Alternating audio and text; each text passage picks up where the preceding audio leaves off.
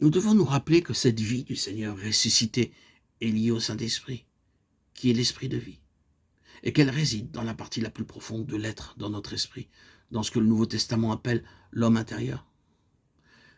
Les personnes les plus spirituelles trouveront donc que le conflit pour la vie fait rage autour et sur leur esprit. Il y a un assaut direct sur leur esprit en vue de l'affaiblir, de l'enfermer et de l'oppresser, de sorte que quelque part dans les profondeurs de leur être, ils se sentent incapables de respirer.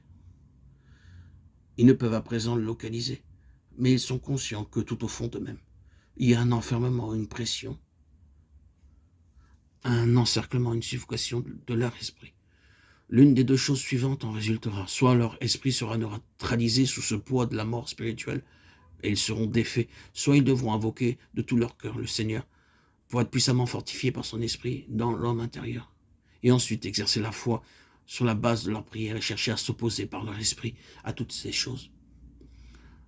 La difficulté, pour une grande partie du peuple de Dieu, c'est pour ainsi dire qu'ils ne se dressent pas sur les pieds de leur esprit, c'est-à-dire qu'ils ne se lèvent pas en esprit au nom du Seigneur pour rencontrer et résister à cette chose menaçant d'écraser la vie même de leur esprit.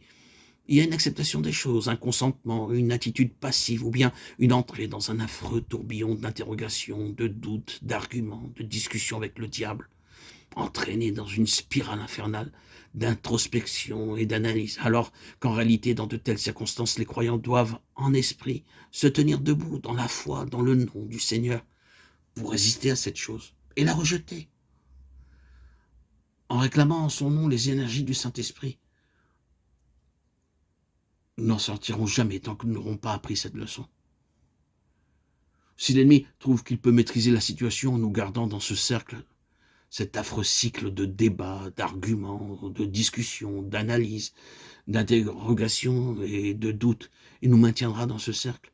Et il nous fouettera comme des chevaux de manège pour nous faire tourner en rond tout le temps, tandis que nous n'irons pas au-delà du point de départ. Si vous revenez sans cesse au point de départ sans faire un seul iota de réel progrès spirituel vers la victoire, vous pouvez continuer ainsi quelques 50 ans, si ce n'est plus. Un quart de siècle ou un siècle ne suffirait pas, tant que vous ne saisissez pas cette vérité.